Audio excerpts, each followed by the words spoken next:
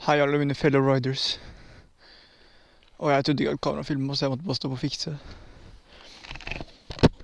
Akkurat nå så er vi klart til å kjøre en lang og fin tur. I faktisk fint vær da. Nei. Ok, jeg glemte å lade batteri. Batteriet mitt er tomt. Trist. Åh, kom igjen da. Så vi må bare jukse litt siden trillstart for life. Ok, så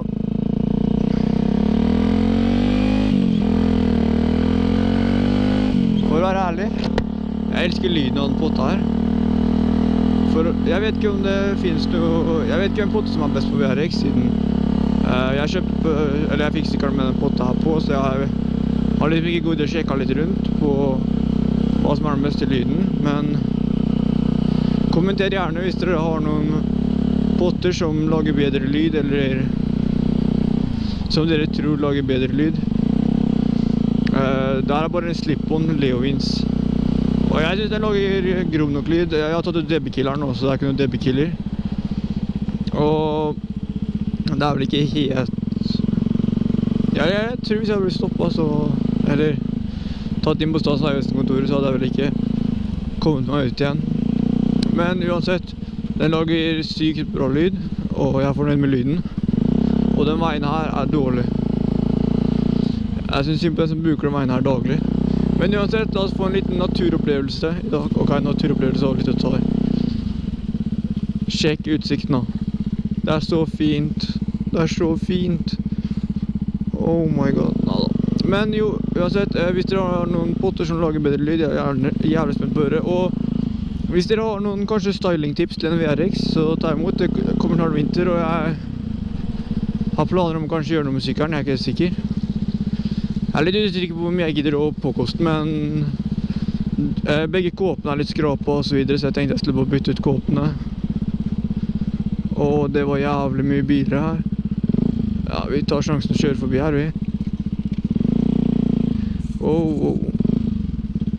Bonde-rage. Ok, så uansett, i dag tenkte jeg bare vi skulle snakke om litt hva som skjer for tidene. Det har skjedd egentlig ganske mye rundt om i verden, for å være ærlig.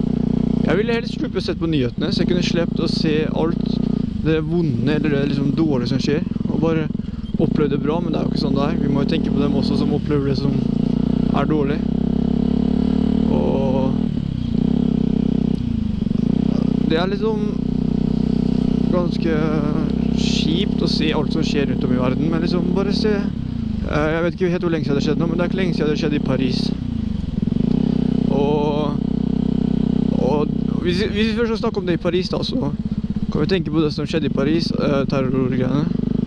Liksom, hvorfor skal folk gjøre sånn? Jeg vet, vi har forskjellige meninger alle sammen, men det å liksom ha forskjellige meninger er en ting, og diskutere rundt det, men de tar det til et nytt nivå, med bombing og alt det der. Jeg fikk ikke helt med meg hva som var tema bak det, men det var bare for å skremme folket, som terrorgrupper er glad å gjøre. Men uansett, mange andre ting er fordi de er uenige i noe, og så skal de gå rundt og drepe uskyldige mennesker eller et eller annet. Og heldigvis nå så har de fått stoppet mange, det skulle komme mange flere terrorangrep, tror jeg, som de har klart å få stoppet, som de hadde planlagt å gjøre. Og det er jo bra, at politi og FBI og alle de folka der som jobber rundt det, klarer å få stoppet det. Jeg vet ikke hvem som jobber rundt det, men... Sånn sett så er det bra, men uansett, hvorfor? Jeg skjønner ikke hva folk vil oppnå med det. Med å drepe uskyldige sivile. Og hva med den som sprenger seg selv? Hva er det de tror skjer? Hvorfor vil de gjøre det? Hva er det liksom... Tror de at det kommer til himmelen og sprenger seg selv? Jeg skjønner bare ikke hva liksom... Hvorfor? I hvert fall for meg, jeg vet ikke hvordan andre folk ser på det, men ok, la oss si... Så mange klager på at Facebook-greiene, at mange bytter profilbilder til det franske flagget. Og det er jo for så vidt greit, fordi vi i Europa står jo sammen, vil jeg si, at vi i Europa er liksom, vi hjelper hverandre. Men, så mente de på at hvorfor tok ikke det, jeg husker ikke, det skjedde også for et terrorangrep, eller terror, det var en bombe hvor mange døde i et annet land nå. Men det fikk ikke noe oppmerksomhet. hvorfor fikk de ikke det? Kanskje fordi det i andre land, sånn som det, jeg vet ikke helt hvor det skjedde, men jeg tror ikke det var langt unna Syria, der det liksom ofte skjer ting.